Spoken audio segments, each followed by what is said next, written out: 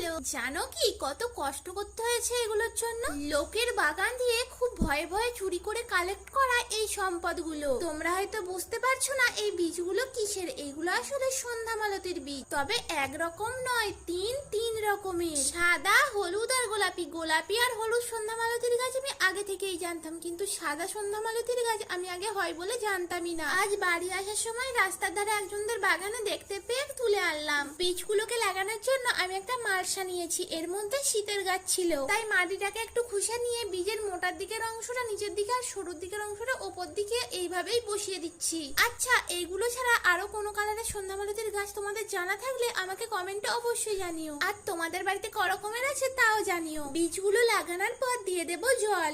এবার কিছুদিন অপেক্ষা করার পালা। বীজগুলো থেকে গাছ বেরোলে অবশ্যই তোমাদের সাথে শেয়ার করব, তার জন্য চ্যানেলটিকে অবশ্যই সাবস্ক্রাইব করে রেখো। চলো আজকের মতো আসি, দেখা হচ্ছে